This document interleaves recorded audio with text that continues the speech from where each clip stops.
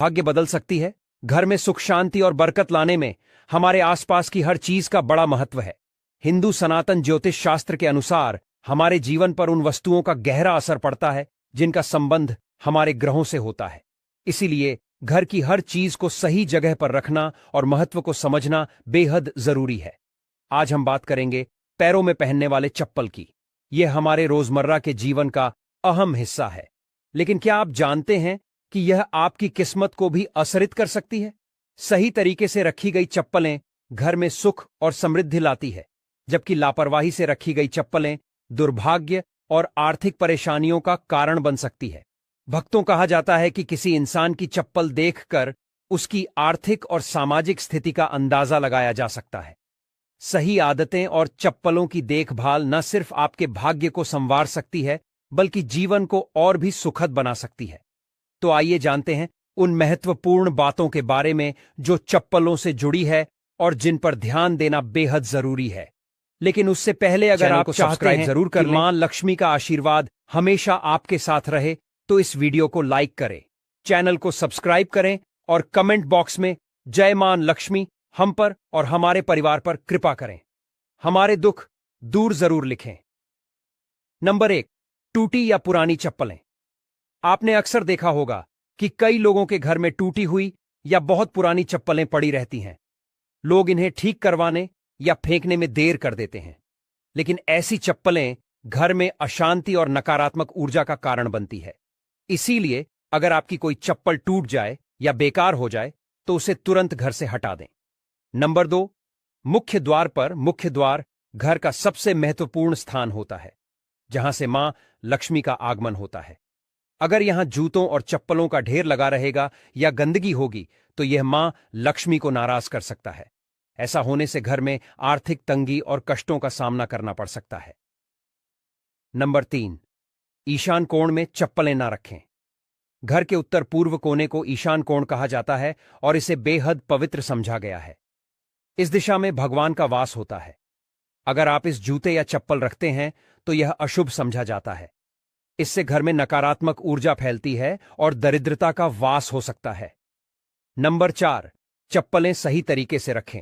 अक्सर लोग चप्पल उतारते समय उन्हें ऐसे ही फेंक देते हैं, जिससे एक चप्पल दूसरी के ऊपर आ जाती है। यह एक अशुभ संकेत समझा जाता है। ऐसा करने से नकारात्मक ऊर्जा का असर बढ़ा सकता है। इसलिए जब भी चप्पल उतारे उन्हें सही से और व्यवस्थित रूप से रखें। इन छोटी छोटी बातों का ध्यान रखकर आप अपने घर में सुख, शांति और समृद्धि को बनाए रख सकते हैं।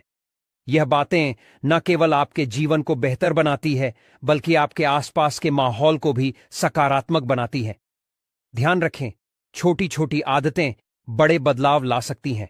अगर आपकी चप्पल उलटी हो या दूसरी चप्पल पर पड़ी हो तो यह बीमारियों का संकेत समझा जाता है। इसीलिए कोई चप्पल उल्टी दिखे तो उसे तुरंत सीधा कर दे और अपनी चप्पल को कभी भी उल्टा ना छोड़े। नंबर 5, घर में चप्पल को दहलीज पर खड़ा करके ना रखें। फटे या टूटे हुए जूते चप्पल पहनने से कार्य में रुकावट आ सकती है। शनिदेव को फटे हुए जूते चप्पल अप्रिय लगते हैं, जिससे उनकी नाराजगी हो सकती है। इसलिए शुभ पर हमेशा अच्छे और सही जूते चप्पल पहनने की सलाह दी जाती है। यदि संभव हो तो नए या अच्छी स्थिति में जूते चप्पल पहने, ताकि आपकी यात्रा सफल और शुभ हो। इसके अलावा अगर आप किसी विशेष स्थान पर जा रहे हैं जहां अच्छे कपड़े पहनने की जरूरत है, तो जूते चप्पल भी आपके पहनावे का एक महत्वपूर्ण हिस्सा है। नंबर 9, शनिवार के दिन जूते चप्पलों का दान करना शुभ समझा जाता है। खासतौर पर से बने जूते चप्पल शनिवार को दान करने से शनिदेव प्रसन्न होते हैं। ऐसा समझा जाता है कि यह दान इंसान की आर्थिक स्थिति सुधार है और जीवन की बाधाओं को दूर करता है। अलावा दान करने से इंसान के पाप कम होते हैं और पुण्य में वृद्धि होती है। यह न केवल मानसिक शांति देता है, बल्कि संतोष और आत्मिक प्रसन्नता भी प्रदान करता है। नंबर 10, घर में फटे पुराने जूते चप्पल रखने से बचे। पुराने और अनुपयोगी जूते चप्पल घर में से नकारात्मक ऊर्जा फैलती है। इसका असर यह होता है कि घर में कोई ना कोई बीमार रहता है और गरीबी का वास बना रहता है। इसके साथ ही यह घर में वास्तु दोष भी उत्पन्न करता है। ऐसे जूते चप्पलों को या तो घर से बाहर निकाल दें या किसी जरूरतमंद को दान कर दें। नंबर 11। जिन लोगों की कुंडली में शनि ग्रह भारी होता है या जिनकी ग्रह दशा में शनि की 7.5 चल रही होती है, उनके लिए यह उपाय लाभकारी हो सकते हैं। उन्हें मंगलवार, शनिवार और ग्रहण के दिन जूते चप्पल खरीदने से परहेज करना चाहिए। अमावस्या के दिन भी जूते चप्पल न खरीदें, क्योंकि ऐसा करना जीवन में नकारात्मक ऊर्जा और समस्याओं को आकर्षित कर सकता है। नंबर 12। किसी और इंसान की चप्पल पहनने से बचें। घर के सदस्यों की चप्पल इस्तेमाल करना सामान्य है, लेकिन बाहरी इंसान की चप्पल पहनने से आपको उनके दुर्भाग्य और संघर्षों का सामना करना पड़ा है। यह आदत अशुभ मानी जाती है और इसे हमेशा टालना चाहिए। नंबर 13। शनिदेव को प्रसन्न करने का एक आसान तरीका है। शनिवार को काले जूते पहनकर हनुमान मंदिर जाएं। मंदिर के बाहर जूते उतारकर हनुमान जी के दर्शन करें और प्रार्थना के बाद उन जूतों को वहीं छोड़ दें। ये जूते किसी जरूरतमंद के काम आएंगे, जिससे शनिदेव और बजरंगबली प्रसन्न होंगे। ये उपाय आपके जीवन की कठिनाइयों को दूर कर घर में सुख समृद्धि लाएगा। नंबर 14। अन्न और धन के भंडार वाले स्थान को पवित्र रखें।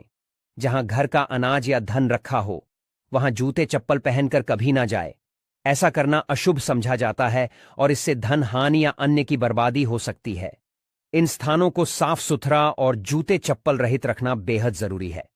नंबर 15। पुराने और अनुपयोगी जूतों का उपाय। शनिवार के दिन अपने किसी पुराने या अनुपयोगी जूते पहनकर किसी चौराहे पर जाएं। वहां जूते उतार प्रार्थना करें कि आपकी धन संबंधी सभी समस्याएं इन जूतों के साथ समाप्त हो जाएं। प्रार्थना के बाद उन जूतों को वहीं छोड़कर घर लौट आए। यह उपाय आपके घर में बरकत और आर्थिक समृद्धि लाने में सहायक हो सकता है। आपके अन्न और धन के भंडार हमेशा भरे रहेंगे। भक्तों, घर के मंदिर में जो एक लोटा जल रखा जाता है, उसका क्या करें? घर के मंदिर का लोटा कैसा हो? पीतल का हो, तांबे का। और घर के मंदिर में जो एक लोटा जल रखा होता है, उस जल का हम क्या करें? कुछ लोग करते हैं गलती और बाद में पछताते हैं। ऐसी गलती आप कभी मत करना, नहीं तो कंगाल हो जाओगे, बर्बाद हो जाओगे। घर के मंदिर में एक लोटा जल ऐसे कभी मत रखना। साथ ही जानिए, दीपक घर में कौन से पदार्थ का रखना चाहिए?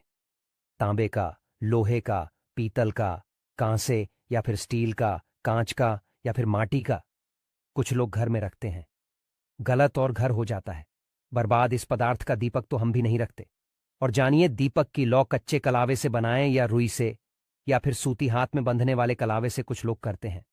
भयंकर गलती लग जाता है।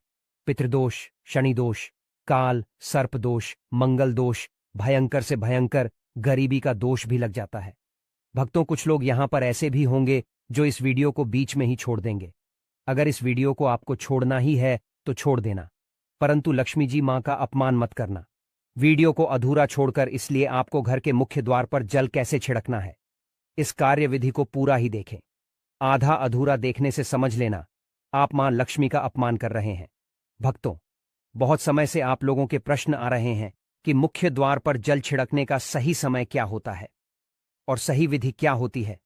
किस समय हमें जल छिड़कना चाहिए और क्या मुख्य द्वार पर जल छिड़कने के लिए स्नान करना आवश्यक है या बिना स्नान किए भी मुख्य द्वार पर जल का छिड़काव किया जा सकता है? झाड़ू लगाने से पहले या फिर झाड़ू लगाने के बाद जल छिड़कना चाहिए? और एक और प्रश्न आया है कि क्या पीरियड्स में हम अपने घर के मुख्य द्वार पर जल का छिड़काव कर सकते हैं या मुख्य द्वार पर दीपक दान कर सकते हैं?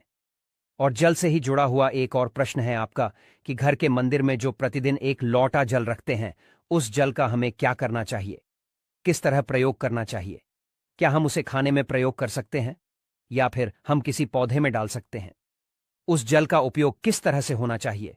और कुछ लोगों का कहना यह है कि जब हम मुख्य द्वार पर जल छिड़क हैं तो घर के अंदर की तरफ से जल छिड़क या घर के बाहर की तरफ से जल का छिड़काव करें। इसके बारे में कई लोग शंका में हैं। आज यह शंका भी दूर जाएगी और मुख्य द्वार पर जल छिड़कने से संबंधित आपका अगला प्रश्न है कि कई ऐसे लोग हैं जो कि फ्लैट में रहते हैं, कुछ ऐसे लोग हैं जो किराए के मकान में रहते हैं, एक ही कमरे में रहते हैं, तो उन्हें अपने घर पर मुख्य द्वार पर दीपदान किस तरह से करना चाहिए, जल कहां छिड़कना चाहिए, मतलब वह इस जगह को मुख्य द्वार मानकर वहां पर मुख्य द्वार से जुड़े हुए उपाय करें। तो आज की वीडियो पूरी तरह से आपके पर ही आधारित है। मुख्य द्वार पर जल छिड़कने का सही समय क्या होता है और सही विधि क्या होती है, तो देखिए, अगर आप मुख्य द्वार पर जल छिड़के तो आपको ध्यान रखना है कि जल आप एक दिन पहले ही मतलब रात को सोने से पहले एक पात्र में कोई भी आप पात्र ले सकते हैं। जैसे कि आप एक तांबे का भी पात्र ले सकते हैं। तांबे का ना हो तो आप पीतल का ले सकते हैं, स्टील का ले सकते हैं, चांदी का ले सकते हैं। जो भी पात्र पास उपलब्ध हो, एक लोटे में थोड़ा सा गंगा जल डाल दीजिए और उसके ऊपर शुद्ध जल भर दीजिए। और हां, गंगा जल ना हो तो भी परेशान होने की आवश्यकता नहीं है। सिर्फ शुद्ध जल से भी आप पात्र को भर सकते हैं और उस जल से भरे पात्र को अपने घर की रसोई में रख दीजिए। अब जैसे कि आप अगले दिन सुबह उठकर इस जल का छिड़काव अपने घर के मुख्य द्वार पर करेंगे। अब बहुत से भक्तों के प्रश्न आए हैं कि क्या हम स्नान से पहले यह जल छिड़क सकते हैं या फिर स्नान आवश्यक है। देखिए, मुख्य द्वार पर जो सुबह सबसे पहले जल छिड़का जाता है, जैसे कि जो रसोई में रखा हुआ जल होता है, यह एक तरीके से उपाय के तौर पर किया जाता है। भक्तों, घर में किसी भी तरह की परेशानी हो, किसी भी तरह के दुख दर्द रहता हो, गरीबी हो या फिर कलह क्लेश बहुत अधिक रहता है, मतलब किसी भी तरह की नकारात्मक ऊर्जा से आप परेशान हैं, बहुत समय से परेशानियों में ही गिरे हुए हैं, तो ऐसे में रसोई में रखा जाता है और यही जल घर के मुख्य द्वार पर सुबह उठकर छिड़का जाता है। इस जल के छिड़काव से आपके घर की कोई भी परेशानी हो बहुत शीघ्र समाप्त हो जाती है। इस उपाय को करने से आपके घर में सुख समृद्धि भी आती है, कला क्लेश से भी मुक्ति मिलती है, बीमारियों से भी मुक्ति मिलती है। मतलब देखिए, किसी भी तरह की मानसिक परेशानी हो, शारीरिक परेशानी हो, आर्थिक तंगी हो या आपके घर में कोई वास्तु दोष हो, किसी भी तरह का ग्रह दोष हो, जैसे कि कई ऐसा होता है कि कई लोगों के ऊपर कई तरह के बुरे ग्रह दोषों का असर होता है, जिसकी वजह से घर में परेशानियां हमेशा बनी रहती हैं। तो ग्रह दोषों के असर से भी आपको मुक्ति मिलती है। वास्तु दोष और पितृदोष भी समाप्त होता है। इसके साथ ही जैसे कि बहुत से लोगों के प्रश्न होते हैं कि उनके ऊपर किसी ने कुछ कर करा दिया है, उनके परिवार में किसी भी तरह की पहले कोई परेशानी नहीं थी, लेकिन अभी कुछ समय से लगातार आती ही जा रही है और कोई रास्ता नहीं मिल रहा है परेशानी से निकालने का। तो किसी के भी किए कराए तंत्र मंत्र का असर हो, किसी की बुरी नजर का असर हो, तो भी आपके इस उपाय से, मतलब इस एक लोटा जल से, आपकी परेशानी स्वतः ही कुछ दिनों में समाप्त हो जाती है। तो यह घर की सभी परेशानियों से मुक्ति पाने का रामबाण और सबसे सरल, सबसे आसान उपाय होता है जो हमारे सनातन शास्त्रों में है। तो आप अपनी घर की रसोई में एक लोटा जल रखे रात में भरकर और प्रातःकाल जल्दी उठकर उसी जल से अपने घर के मुख्य द्वार को धोते हैं तो कोई समस्या नहीं है। लेकिन इस जल का छिड़काव घर के मुख्य द्वार पर सूर्योदय होने से पहले हो जाना चाहिए। अब भक्तों, जैसे आपका अगला प्रश्न है कि क्या हमें स्नान करके इस जल का छिड़काव अपने घर के मुख्य द्वार पर करना चाहिए या फिर बिना स्नान किए भी कर सकते हैं। देखिए, यह जो हम है, मतलब यह एक उपाय होता है, तो इसे हम स्नान करने के बाद नहीं करते।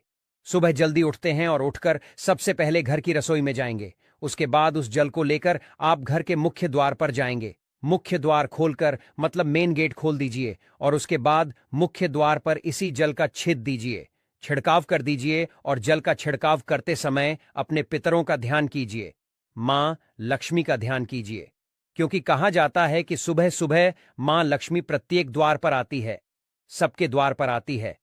जिनके भी द्वार खुले होते हैं, जिनके घर में जल का छिड़काव मुख्य द्वार पर हुआ रहता है, उसके घर में प्रवेश कर जाती है। तो महालक्ष्मी का अपने मन में ध्यान कीजिए और एक तरह से प्रार्थना कीजिए, हे मां लक्ष्मी, आप मेरे घर में प्रवेश करें, मैं आपका स्वागत करने के लिए तैयार हूं। और इसके बाद अपने पितरों का ध्यान कीजिए, क्योंकि हमारे घर की दहलीज होती है, वहीं पर पितरों का वास समझा जाता है। तो जब आप दहलीज पर जल के छींटे देते हैं तो आपके पितर बहुत प्रसन्न हो जाते हैं और उनका आशीर्वाद भी आपको हासिल होता है। तो सुबह जो आप जल छिड़के, इसके लिए स्नान करने की आवश्यकता नहीं है, बिना स्नान किए भी कर सकते हैं। भक्तों, वीडियो में आगे बढ़ने से पहले आपसे छोटा सा निवेदन है कि कमेंट बॉक्स में जय मां लक्ष्मी जरूर लिखें। महालक्ष्मी जी, जो भी भक्त इस वीडियो को देख रहा है, उसके घर में सुख समृद्धि आए, उसके घर में कोई भी परेशानी नहीं आए और पूरा परिवार सुख शांति से अपना जीवन यापन करे।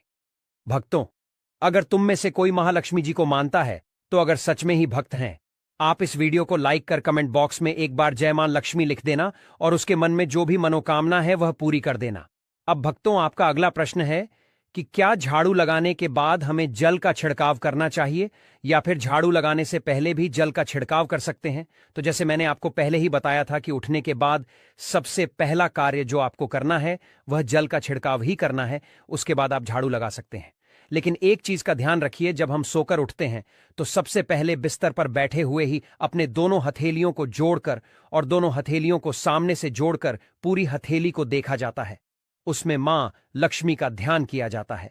उसके साथ ही 5 देवताओं दान किया जाता है, होने लग जाते हैं और आपस में समन्वय होने लग जाता है। घर से कलह, क्लेश और भेद हमेशा के लिए समाप्त हो जाते हैं। और घर के मंदिर में रखे हुए जल का अगला उपाय क्या है? देखिए, अगर आप कोई दुकान करते हैं, कोई व्यापारिक स्थल है आपका, तो प्रतिदिन इसी जल में से थोड़ा सा जल ले जाकर दुकान पर व्यापारिक स्थल पर छिड़काव कीजिए। इससे आपका काम बहुत अच्छा चलता है। मतलब किसी भी तरह की परेशानी आपके व्यापारिक स्थल पर नहीं आती है, क्योंकि जैसा मैंने आपको बताया, यह जो जल होता है बहुत शक्तिशाली होता है, बहुत सकारात्मक होता है। अब घर के मंदिर में रखा एक लोटा जल शक्तिशाली और सकारात्मक से भरा क्यों होता है?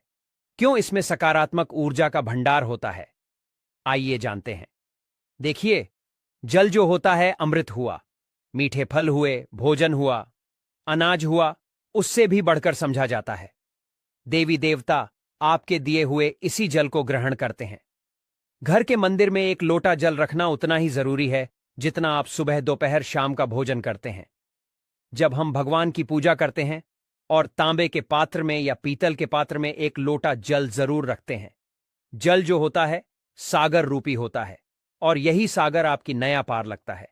घर के मंदिर में एक जल रखने का कारण एक और ये होता है कि जो लोग भगवान को डेली भोजन नहीं करा सकते, तो वह घर के मंदिर में एक लोटा जल रखते हैं ताकि भगवान इसे ग्रहण करें और यह जल रूपी प्रसाद इसके अगले दिन, यह सुबह के समय, आप प्रसाद समझकर ग्रहण करें। लेकिन याद रहे, घर के मंदिर में रखा लौटा जल कभी भी तुलसी में अर्पित नहीं करना चाहिए। उसके लिए आप अलग से तांबे के पत्र से तुलसी में जल अर्पित कर सकते हैं, क्योंकि यह जल सभी देवी देवता ग्रहण करते हैं, तो इसीलिए तुलसी में डालना वर्जित है। लेकिन हां, अगर आपके घर में लड्डू गोपाल है, राधा कृष्णा है और आप एक लोटा जल उनके लिए अर्पित करते हैं, तो आप अगले दिन यानी सुबह के समय वह जल तुलसी में चढ़ा सकते हैं। घर के मंदिर में जो एक लोटा जल रखा होता है, उसके अगले यानी सुबह के समय आप इस जल से अपनी आंखें जरूर धोया करें। इससे आंखों में रोशनी बढ़ती है और आंखों में जितनी भी बीमारी आ जाती है वह दूर होती है।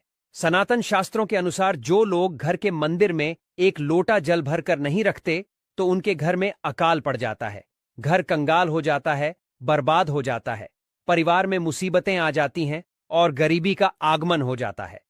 आप चाहे तो एक लोटा जल में पुष्प आदि डालकर रख सकते हैं, बहुत ही शुभ समझा जाता है। घर के मंदिर में जो जल रखा जाता है उससे हम और क्या कह सकते हैं, आइए जानते हैं। तो इस जल का छिड़काव करने से बहुत सारी परेशानियां अपने आप ही समाप्त हो जाती हैं। जैसे अगर आपके दुकान पर किसी की नजर लगी है, बहुत से लोगों के प्रश्न आते हैं कि हमारे काम को किसी ने बांध दिया है, मतलब किसी की बुरी नजर ऐसी लग गई है कि पहले तो दुकान बहुत अच्छी चलती थी, अब नहीं चल रही है, तो आप इस उपाय को कर सकते हैं। निश्चित ही बहुत जल्द ही आपको परेशानियों से मुक्ति मिल जाती है और दिन दुगनी रात चौगुनी आप व्यापार में तरक्की होती है। और हां, घर के मंदिर में रखे हुए जल को आप अपने घर की रसोई में खाना बनाने में, पीने में भी प्रयोग कर सकते हैं। लेकिन खाना बनाने में प्रयोग तभी कीजिए जबकि आपके घर में बिल्कुल सात्विक भोजन बनता हो। मतलब लहसुन प्याज अगर आपके घर में बनता हो तो खाना बनाने में इस जल का प्रयोग नहीं किया जा सकता है। फिर आप इस जल को थोड़ा थोड़ा परिवार के सदस्य मिलकर ग्रहण कर सकते हैं और बचे जल को आप अपने घर में पौधों में डाल सकते हैं। तो देखिए, ऐसा नहीं है कि घर के मंदिर पर रखा हुआ जल बेकार होता है, किसी काम का नहीं होता है। बहुत सारे उपयोग इस जल के होते हैं। अगर हम सही तरीके से प्रयोग करें तो अपने जीवन की बहुत सारी परेशानियों का समाधान मात्र इस एक लोटा जल से हम कर सकते हैं। तो ध्यान रखिए कि मंत्रों से अभिमंत्रित जल बहुत महत्वपूर्ण होता है, बहुत शक्तिशाली होता है। हमारे घर के मंदिर पर रखा हुआ जल देवताओं का आशीर्वाद होता है, क्योंकि पूरे समय वह देवताओं के पास होता है। देवी देवता वहां पर रहते हैं, तो उस जल में हर तरह की शक्ति समाहित होती है, जो कि सकारात्मक शक्तियां होती हैं और इस जल का प्रयोग अगर हम सही तरीके से करते हैं, मतलब उसको पीने में करते हैं, खाना बनाने में करते हैं, घर में जल का छिड़काव करने में करते हैं, तो इससे हमारी का समाधान होता है। और अगर कोई भी कार्य नियमित तौर पर मतलब प्रतिदिन किया जाता है तो उसका हमें लाभ हासिल होता है। कभी कभी करेंगे तो निश्चित ही आपको उतना लाभ दिखाई नहीं देगा, लेकिन अगर आप नियम बना लेंगे कि हर रोज उसी जल से घर में छिड़काव करना है, घर में प्रत्येक व्यक्ति को थोड़ा थोड़ा पीने के लिए देना है, बचे हुए जल को पौधों में डाल दीजिए, दुकान पर छिड़क दीजिए, अपने घर के पारिक स्थल पर छिड़काव कीजिए, बच्चों की किताबों की जगह में, अपने घर की तिजोरी में, हर जगह इस जल का छिड़काव कीजिए और नियमित तौर पर कीजिए। चमत्कार आपको निश्चित ही देखने को मिलेगा। इसी तरह से जो रसोई में रखा हुआ जल होता है उसका छिड़काव अपने घर के मुख्य द्वार पर कीजिए, तो इसका भी आपको लाभ बहुत बहुत ही शीघ्र दिखाई देगा। लेकिन इसे अपने रूटीन में शामिल करना होगा, प्रतिदिन नियम से यह कार्य करना होगा, तब आपको लाभ देखने को मिलेंगे। और हां, कई लोगों के प्रश्न आते हैं कि घर के मंदिर पर जो रखा हुआ जल होता है तो जब हम अगले दिन उठाते हैं तो उसमें कई बार कुछ चीजें पड़ जाती हैं, कोई कीड़े मकोड़े पड़े जाते हैं क्योंकि खुला होता है, तो क्या हम उसे ढक सकते हैं? जी हां, बिल्कुल ढक सकते हैं। जब आप पूजा करते हैं सुबह के समय, तो जब तक पूजा कर रहे हैं, जब तक मंत्र उच्चारण कर रहे हैं, तब तक जल खुला रखिए। और उसके बाद जैसे कि आप पूजा पर है तो उससे पहले जल को किसी भी प्लेट से या कटोरी से ढक दीजिए। फिर जब आप अगले दिन उस जल को उठाएंगे तो बिल्कुल शुद्ध और साफ सुथरा जल आपको मिलेगा, और उस जल का प्रयोग आप अपने किसी भी कार्य में कर सकते हैं। और भक्तों, आप जब भी घर के मुख्य द्वार पर जल छिड़काव करें तो गणेश जी भगवान का यह मंत्र जरूर बोले, और जो हमने आपको वीडियो में बताया है उसे ध्यानपूर्वक अच्छी तरह समझकर अपने घर के मुख्य द्वार पर जल का छिड़काव करें। भक्तों, अब जानते हैं दीपक किस पदार्थ का होना चाहिए, लोहे का, तांबे का, पीतल का, कांसे का, या फिर स्टील का, या माटी का, या कांच का। आखिर घर में कौन सा दीपक शुभ समझा जाता है रखना? अगर गलती से भी घर में गलत पदार्थ का दीपक रख लिया है तो पूरा घर अस्त व्यस्त हो जाएगा, कंगाल हो जाएगा, बर्बाद हो जाएगा। भक्तों देखिए, स्टील के दीपक में पूजा करना घर में शनि को कुपित करता है। घर में लोहे के दीपक पूजा नहीं करना चाहिए, घर बर्बाद हो जाता है, गरीबी आ जाती है। बाजार में लोगों को लुभाने के लिए कांच के दीपक भी आ गए हैं। बिल्कुल भी गलती से भी घर ना लाएं, नहीं तो राहु केतु आपके घर चले आएंगे और घर बर्बाद हो जाएगा।